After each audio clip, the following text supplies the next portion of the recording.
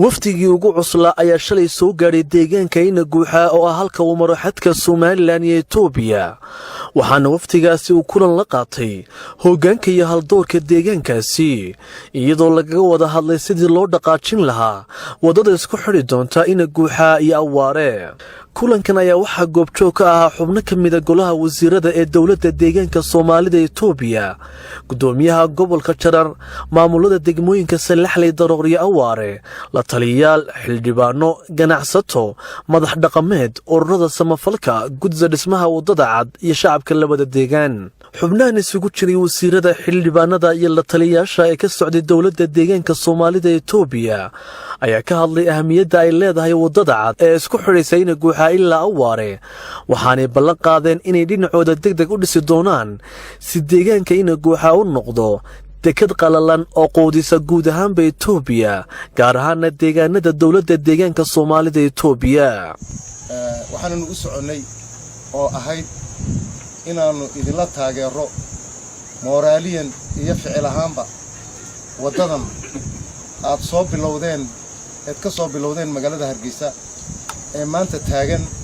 meesha ina guuxa magaalada ina guuxa taagan inaanu idin kala sii dhaqaajino wixii ka dhiman baanu idin ku nimid intii aad soo wadeena iyo intii keentayna inaanu u mahadnaqno oo aad waliba idin ku mahadnaqno farxad weyn aan idinku soo dhaweynayno wadada iyadii baad sameyseen waxaan filayaa wadadan insha Allah saan ku rajaynahay in macni haweenka dhuxun jooga dhuxun meesha la yiraahdo intiina badan in arag baa laga yaabaa in halka raashinkiisa u mara rajaynana wadadan hadda ay fadhina maanta in doonayeen inay hirgasho iyo qaabka ay ugu xirmayso wadooyinka kale iyo ahmiyadda ay deegaanka dhexdiisa ka leedahay baan doonayaa inaan warbixin idin ka sheego warbixintaan idin sheego marka waxa weeye wadadan ina guuxa hadii la yiraahdo sida ugu dhaqsaha badan baa kulay dawladdu way gudbisay hadaan anagu nahay yani dawlad deegaan ahaan xafiiska madaxweynuhu wadooyinka uu ahmiyadda gaarka ah siinayo ee uu leeyahay hal la sameeyo sanadahan soo socda ayaanu ku daray waxa jira wax la yiraahdo 10kii sanada Itoobiya marbay waxay samaysataa strategic plan ay samaysataa 10ka sano ee hadda soo socda strategic plan-ka ayaga ugu muhiimsan waxa kamid ah wadada ina guuxa horta waxa weeye waxa soo dhisteen mashruuc aad u culus oo runtii dawladda dhaqaale badan leh ka dabaalan karto ayaa halka keenteen markaanu leenahay ha ka hadhina horta dhaqaale keenay meelina baqanina xaq dhaqaale ku soo dal lacag soo bixiyay ma keedina leeyihiin waanu qaadi karnaa xaqida marka laga hadlo dawladda deegaanka Soomaalida iyo shacabka iskaashiga wadada way qaadan way sameeyaan dalada laakiin halkaanu ka leenahay ka hadhina waxa weeyaan ugu yaraan taliye tusaale inaad ku darsataan shalay waxa noogu dambeysay aniga iyo bedel iyo xubnaha ku jira israacnay cagaf dhawsaro culus oo wadadan tii banaan jirtay baan doonay saad ogeedeen maalintii hore waxaan isweydiinay cagafta iyo maxaan kula tiimka miinada baadhay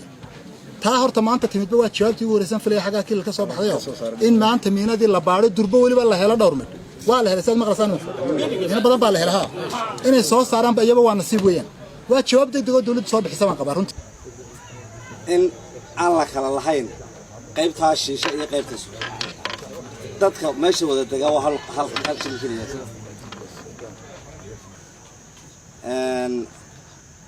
ujeedada wadadan loo dhisayo kaliya tama hayna wadadii aan taagno ilaa dhagax buran isku xidhno waxa ka balaaran isdhaxgalka iyo dhaqaalaha kobaca dhaqaalaha ee koreeya labada dhinac ba soo gaaraya marka dawladda iyo degmooyinka iyo gobolka iyo wasiirada waan dhamaantay waan ka wada qayb galaynaa insha Allah waxa isaguna hadda inoogu deeqay lacag 200 kuna ururka gaaroodi miyuu ahaa ururka gaaroodi baa isaguna inoogu deeqay lacag 200 kuna oo bir oo iyaguna doonaya inay ka qayb galaan ma sha Allah u duceeyay waxaanu kala qayb qaadanaynaa guddigii soo waday isku mid baynu nahay hal guddiga aan baynu kordhinaynaa ilaa ay dhamaatana ma kala furayno insha Allah aad baad u mahadsantihiin maamulka degmada Salaxley guddida dhismaha wadada cad madax dhaqameed iyo ganacsatada labada deegaan ayaa ballan qaaday inay magaalin doonaan deegaanka ina guuxa waxaana uga mahad celiyeen dawladda deegaanka Soomaalida Itoobiya dhismaha wadada cad gaar ahaan dhinaca ina guuxa ilaa Awaare in ay wadadan noqoto meel abuurta ama keenta nidaam koboc dhaqaalaha bulshadeenna adeeg fiican siisa waxa muuqata markaynu qiimeeyno kulankeenan ama aan dhageystay hadalladii halkan laga yiri in ujeedadii wadadan loo waday ay noqonayso mid hirgashay insha Allah billahi kariim in meeshan aan loo kala tagin wadadana ay tahay wada aynu wada leenahay waana dhab wadada gudida soo bilowday ee Hargeysa ka soo bilowday ee in guuxa keentay marka laga soo bilaabo santarka Hargeysa ilaa in guuxa waa 27 kilomitir 27 kilomitir si ay ku soo dhamaadeenba maanta waa kuwa in guuxa jooga annagu waxaanu aaminsanahay wadadu halkan inay ku dhamaanahayn ee ay ilaa halkii oo markii la bilaabayay mashqadan wadnay in guuxa inay isku taagto ujeedada iyadu runtii may ahayn amba hamiga iyo aragtidaanu ka qabnay taa may ahayn waa ilaa iyo maxaan ku idhaahdaayay inay awaara marto dhagax buur gaadho halkii ugu dambeysay maaragtay dalka ay si gaadho anigoo ku hadlaya magaca odayaasha dawladda deegaanka Soomaalida ee kilalka shanaad ee degmada Daroor halkan marka hore waxaan kaga dhawaaqayaa 45,000 oo aan imika idinku wareejin doono oo ay leeyihiin deegaanka Daroor waxaan malanayaa waxa la yidhi nimanka ku dhahawraysa saddexdii degmo ee kala wahadleen nin waliba wax muu qaatay Daroor way hadashay awaara way hadashay salaxle way hadashay yaa haray intay wadooyinku marayaan waa guragada ka socda anaa bilaabaya waxaan idinku bishaareynayaa inaan anigu soo bilaabayo aniguna anoo Ismaan Sheekh Maxamed inaan soo bilaabayo intaan ka bilaabo awaare laba shifti baan u kala samaynayaa buku dhawaa hadii la yiraahdo yaan qalabka dejinaynaa qaybna xagganay u soo wadaysaa qaybna xaggaasay u wadaysaa hadii la yiraahdo dariiqani ahmiyadda uu leeyahay maaha kaliya degmooyinkane ilaa geeska Afrika waayo geeska Afrika inagu waxa kaga naalaa qaybta la isku yiraahdo Komesa ee ganacsigoogu xorta yahay dariiqana waa ka isku xidhaya Berbera iyo dhagax buur Berbera iyo awaare isku xidhaya waxaanu ballan qaadaynaa dekada la leeyahay waa Triport ina guuxa